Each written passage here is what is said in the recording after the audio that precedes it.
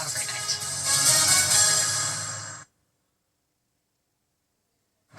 Tonight we have breaking news right now as we come on. The government shutdown day 41 and the Senate vote tonight. When could this shutdown end? And this brutal cold and snow moving in. First tonight, a handful of Democrats joining Republicans in the Senate with a plan to reopen the government. What it could mean for workers who were fired during the shutdown and for the 42 million Americans who rely on SNAP, food assistance. And tonight, that key demand from Democrats to extend health care subsidies to keep insurance premiums from skyrocketing. It's been left out of the bill. The earliest the House could vote on this Wednesday, and tonight the growing chaos at the airports. Thousands of flights canceled, delays up to 4 hours at some of America's largest airports tonight. And this evening, President Trump now threatening air traffic controllers who aren't getting paid, saying they must get back to work now. Tonight, tracking the first blast of dangerous winter weather from the Midwest to the Northeast. Freeze warnings from Texas to Florida all the way up to New York. Wind chills in the teens and 20s coming, and already tonight, the snow. Lee Goldberg standing by to time this out. The dramatic images showing the plane crash right into the water in Florida, at least 2 people dead. That plane carrying relief supplies for hurricane victims. Tonight, President Trump issuing sweeping pardons to more than 70 people who tried to help him overturn the 2020 election, including his former personal attorney, Rudy Giuliani. Tonight, the Jeffrey Epstein case, now atop Democrats as a whistleblower, claims that Ghislaine Maxwell is receiving preferential treatment at her new low-security prison, including personalized meals and private visits. And the whistleblower claims she wants to file a commutation application. Her family denies it. President Trump has not ruled out a pardon for her. Alarming images tonight of bus crash, more than 20 hurt, most of them teenagers, what we've learned. The FBI tonight now investigating a mysterious death of an 18-year-old girl on a cruise ship. A major decision by the FDA tonight, removing the black box warnings from all hormone therapy pills and treatments for menopause. Also tonight here, 2 giant lottery jackpots now up for grabs. Where they now stand, wouldn't that be nice?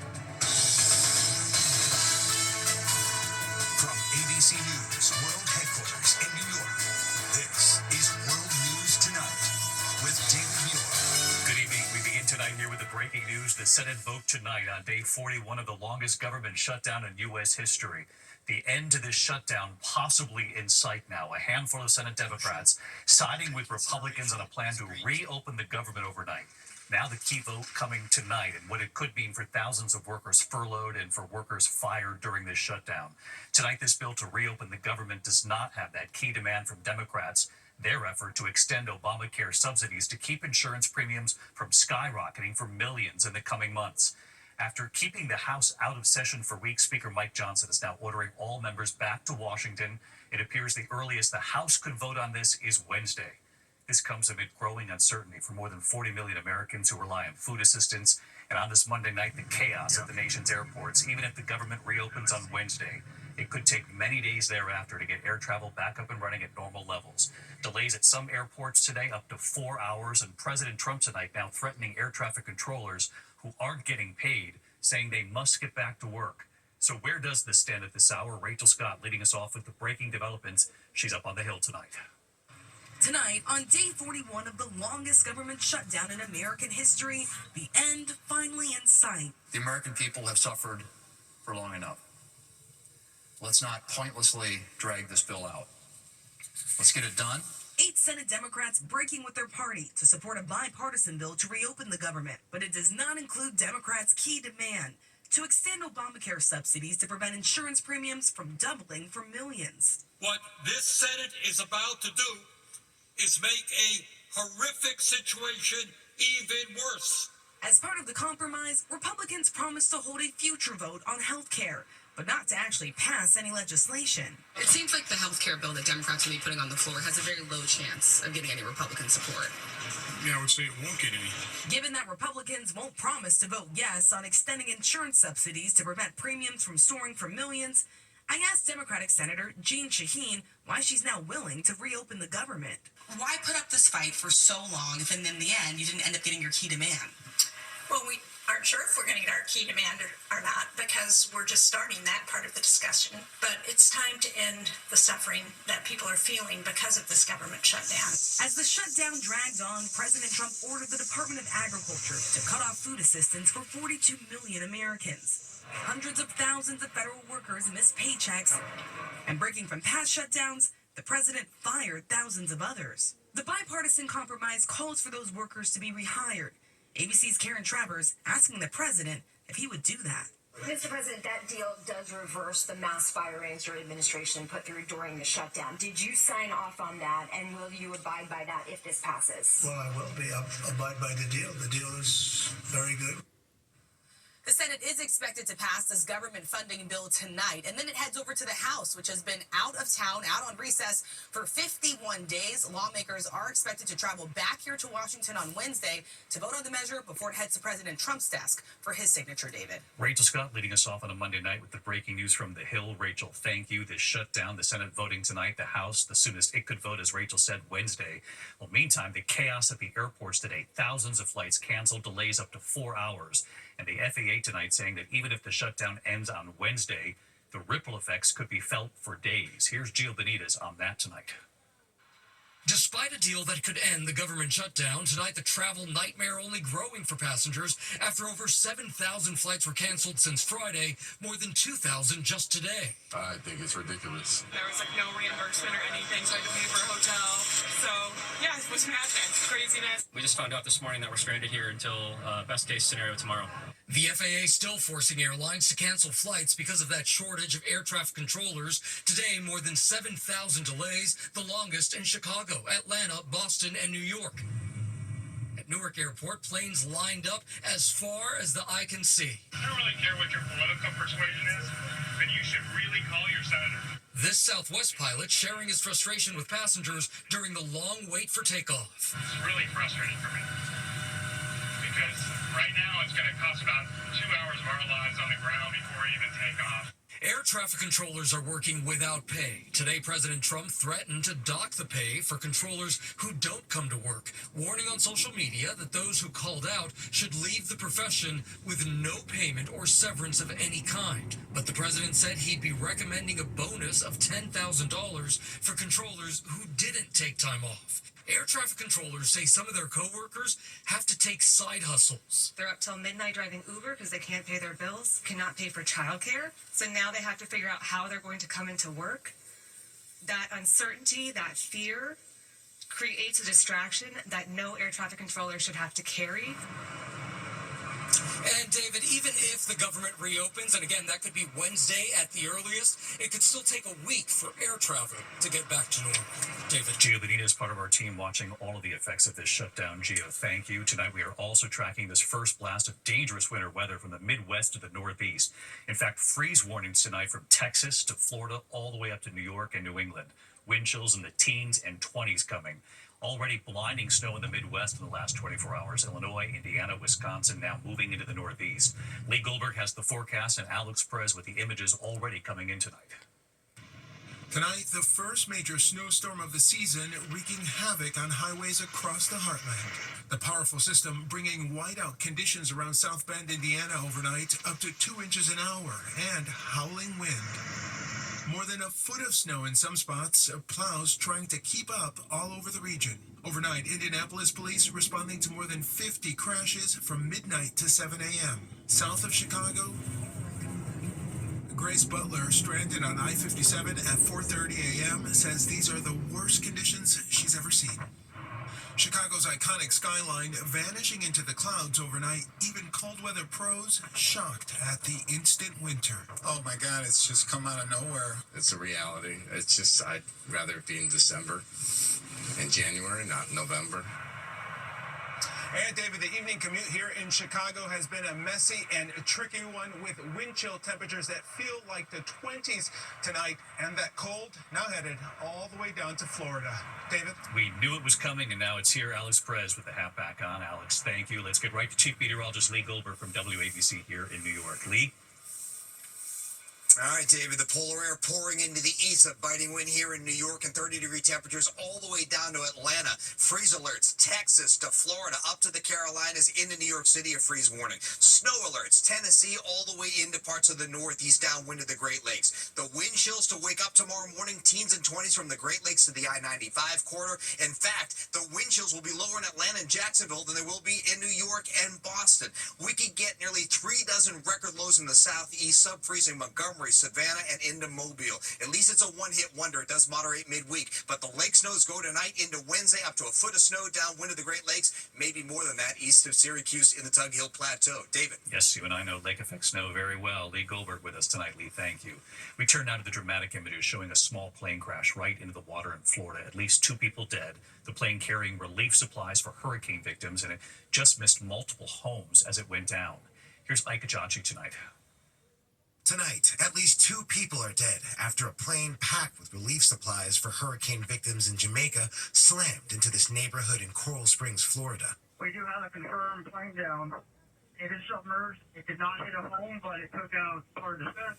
Look at the area right in the backyard there. You can see debris all over the backyard there. The plane, a Beechcraft King Air, took off from Fort Lauderdale Executive Airport at 10:14 a.m. Minutes later, multiple security cameras catching it slamming into a lake just feet away from multiple homes. The next thing we know is it just took a dive and went straight to the ground.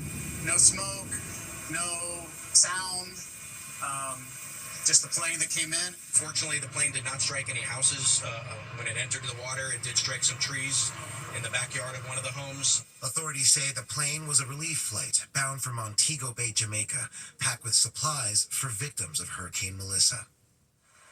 David, the NTSB, FAA, and local authorities are investigating, and they're asking residents in the area to contact them if they find debris on their property. David? Ike Ajachi tonight. Ike, thank you. Tonight, President Trump has issued sweeping pardons to more than 70 people who tried to help him overturn the 2020 election, including his former personal attorney, Rudy Giuliani. Here's Mary Bruce now. After first pardoning more than 1,500 people in connection with the January 6th attack on the Capitol, tonight, President Trump issuing full, complete, and unconditional pardons to dozens of close allies who tried to help him overturn the results of the 2020 election.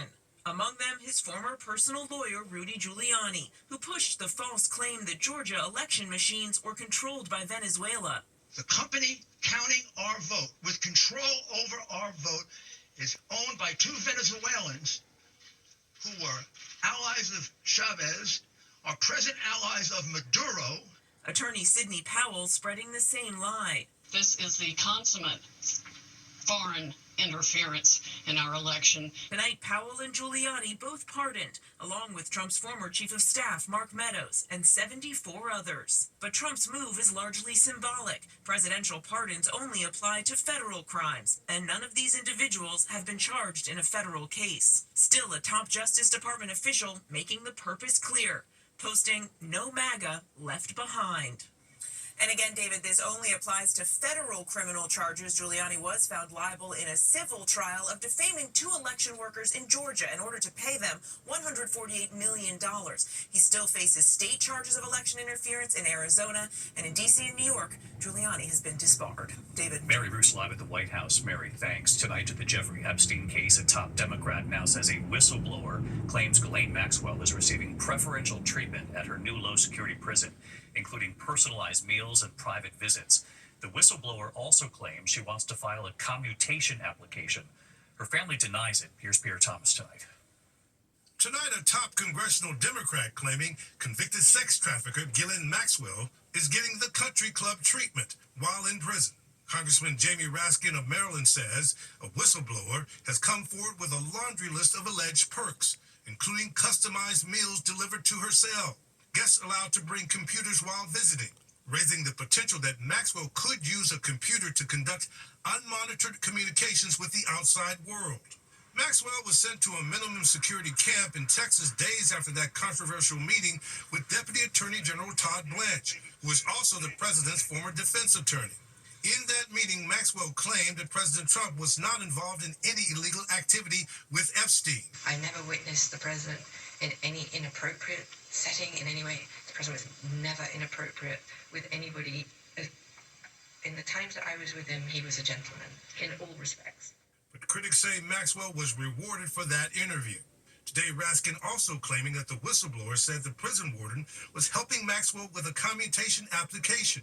But Maxwell's brother denies all the allegations, saying she's not getting special treatment, is not applying for a commutation. But President Trump has not ruled out a pardon or commutation. I'm going to have to take a look at it. I have to ask DOJ.